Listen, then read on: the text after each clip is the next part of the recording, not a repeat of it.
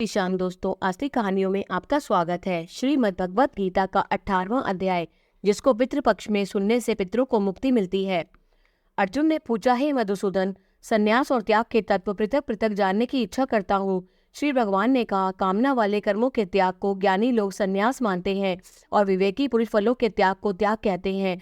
कोई पंडित दोष युक्त जानकर कर्म को त्यागना उचित समझते हैं और कुछ लोग यज्ञ, दान और तप आदि कर्मों के न छोड़ने को त्याग बताते हैं। हे भारत, त्याग के विषय में हमारा निश्चय जो है वह सुनो।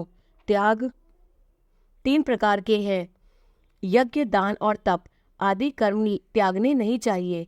वे अवश्य करने योग्य हैं, क्योंकि ये तीनों ज्ञानियों को पवित्र करते हैं। ये सब कर्म आसक्ति और फल को त्याग कर करने चाहिए। मेरा निश्चय मत यही है जो उत्तम है। अपने नियमित कर्मों का त्याग उचित नहीं। यदि मोहवश ऐसा किया जाए तो वह तामस त्याग है। कर्म दुखप्रद है, यह विचार करके और शरीर के क्लेश के भय से जो त्याग कहलाता है उसे त्याग का फल नहीं मिलता। यह राजस त्याग कहलाता है। हे अर्जुन, अपना कर्म अवश्य करने योग्य है। फल तथा आसक्ति को त्याग कर जो किया जाता है वह कर्म सात्विक है।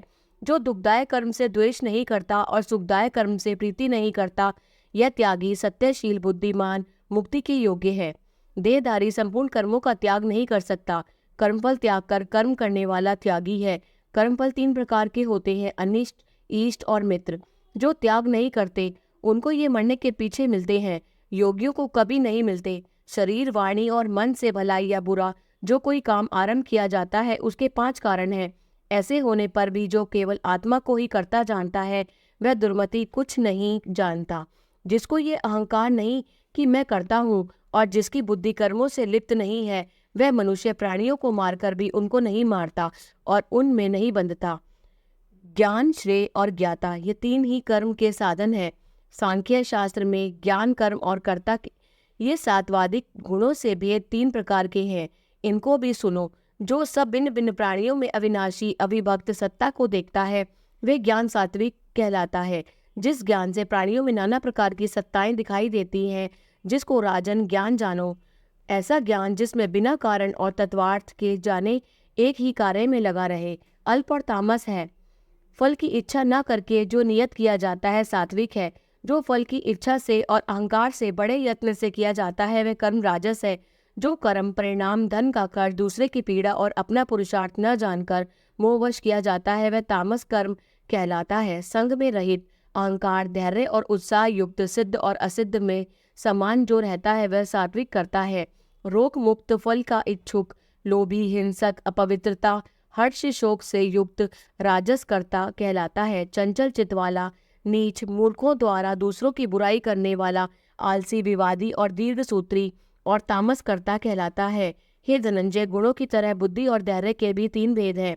उनको विस्तार से कहता हूँ, सुनो। बुद्धि प्रवृत्ति, कर्तव्य और अकर्तव्य, भय और अभय का बंधन व मोक्ष को जानता है वह सात्विकी है। हे पार्थ, जिससे धर्म और अधर्म, कर्तव्य और अकर्तव्य ठीक निश्चय नहीं होता वह राजसी बुद्धि है। हे पार्थ, जिस ज्ञान से ढकी बुद्धि करके मनुष्य अधर्म को धर्म मानता है वह तामसी है। हे पार्थ, एकाग्रचित होने से इधर उधर न डिगने वाली जिस रीति के द्वारा मन, प्राण और इंद्रियों की क्रिया ठीक चलती है वह सात्विकी है। हे पार्थ, जो प्रसंग से फल की इच्छा वाला है, जो धर्म, काम तथा अर्थ को धारण करता है, उसकी धृति राजसी है। हे पार्थ, जिस धृति से मूर्ख जन निद्रा, भय, शोक, विवाद और मद को नहीं त्यागते वही तामसी वृत्ति है। हे भारत, 3 प्रकार के सुखों को सुनो। जिनके अभ्यास से चित्त रमता है, दुख का अंत हो जाता है, वही सुख सात्विक है। जो आरंभ में विष के समान और अंत में अमृत के समान होता है, जो सुख आरंभ में अमृतुल्य और अंत में विष के सदृश विषयों और इंद्रियों के संयोग से होता है, उसे राजस कहते हैं। जो सुख आदि और अंत दोनों के में मनुष्य को मोह में फंसाता है और जो नींद, आलस और प्रमाद से उत्पन्न होती है वह तामस है। प्रकृति के इन तीनों गुणों से अलग कोई वस्तु आकाश, पाताल, देवलोक में नहीं है। हे परंतप, ब्राह्मण, क्षत्रिय, वैश्य और शूद्रों के कर्म स्वाभाविक गुणों में बटे हुए हैं। सम, दम, तप, पवित्रता, क्षमा, नम्रता, ज्ञान, अनुभव और परलोक में श्रद्धा से ये ब्राह्मण के स्वाभाविक सिद्ध कर्म है। बहादुरी, तेजस्विता, धैर्य, चतुराई, युद्ध में स्थिरता, उदारता और प्रभुता ये क्षत्रियों के स्वाभाविक कर्म हैं। खेती, गौ रक्षा, व्यापार वैष्णव के स्वाभाविक कर्म हैं। तीनों वर्णों की सेवा शूद्र के स्वाभाविक कर्म है। जो लोग अपने अपने और प्रवृत्तियों के अनुसार कर्म करते हैं उनको सिद्धि प्राप्त होती है।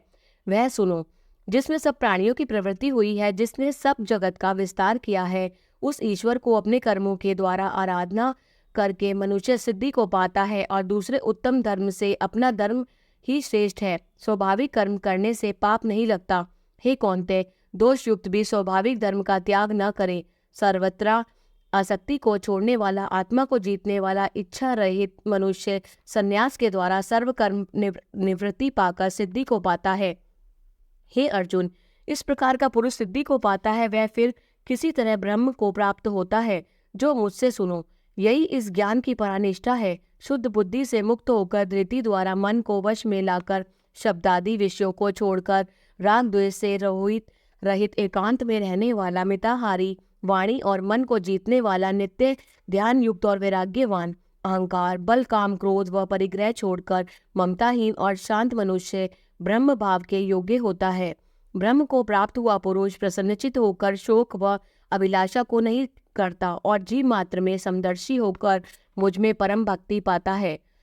इस प्रकार ज्ञानी मुझ में निवास करने वाला सदैव सब कर्मों को भी करता हुआ मेरे इस अनुग्रह से अविनाशी सनातन मोक्ष पद को प्राप्त होता है। वैसा ही ठीक जानता है। तदनंतर तत्व से मुझको जानकर फिर मुझ में ही प्रवेश करता है।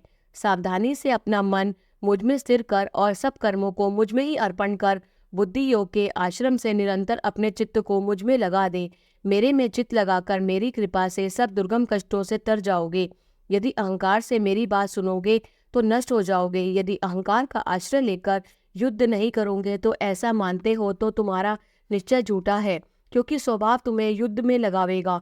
हे कौन्तेय, जिस कर्म को तू मोह से करना नहीं चाहता वही अपने स्वाभाविक कर्म में बंधा हुआ बेबस हो कर रहेगा। हे अर्जुन, प्राणियों के हृदय में स्थिर ईश्वर उनको माया से इस प्रकार भरमा रहा है मानो सब यंत्र पर चढ़े हैं।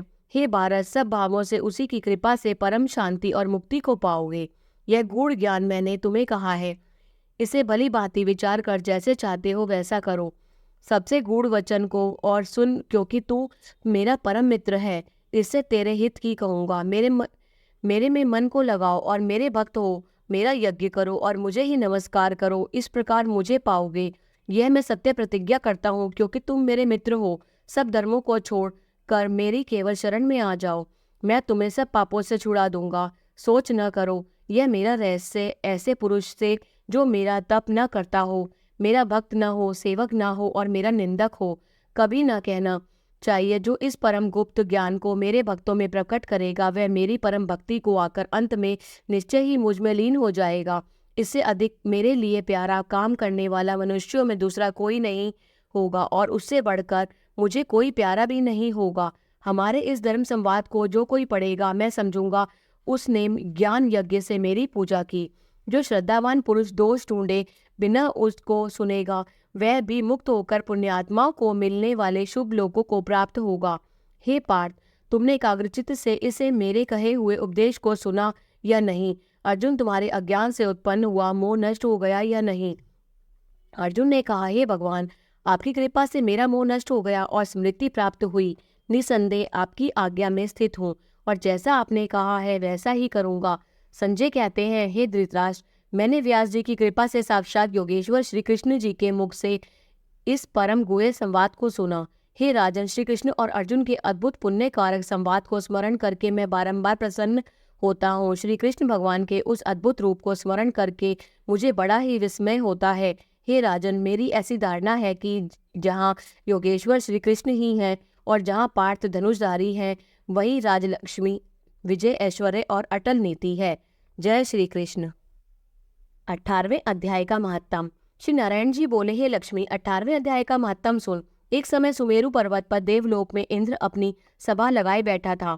उर्वशी नृत्य कर रही थी, बड़ी प्रसन्नता में बैठे थे। इतने में एक चतुर्भुज रूप जीव को पार्षद ले आए और इंद्र से सब देवताओं के सामने कहा, तू उठ, इसको बैठने दे। यह सुनकर इंद्र सहन न कर सका, तेजस्वी को आसन पर बैठा दिया।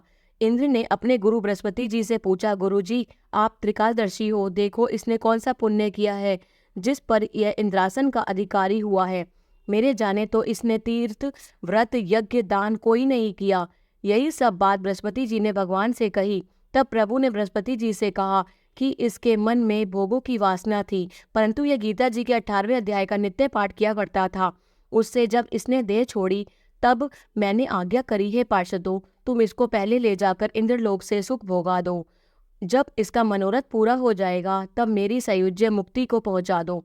सो तुम जाकर भोगों की सामग्री इकट्ठी कर दो। तब इंद्र और सब देवता आए। आकर इंद्र ने सब भोगों की वस्तु एकत्र कर दी और कहा, इंद्रलोक के सुखों को भोगो। कई काल इंद्रपुरी के सुख भोग कर फिर श्री भगवान की कृपा से सायुज्य मुक्ति पाकर बैकुंठ का अधिकारी हुआ। श्री नारायण जी कहते हैं कि हे लक्ष्मी, यह 18वें अध्याय का महत्तम है। गंगा, गीता, गायत्री कलयुग में यह तीनों मुक्ति की दाता है। बोलो श्री कृष्ण भगवान की जय।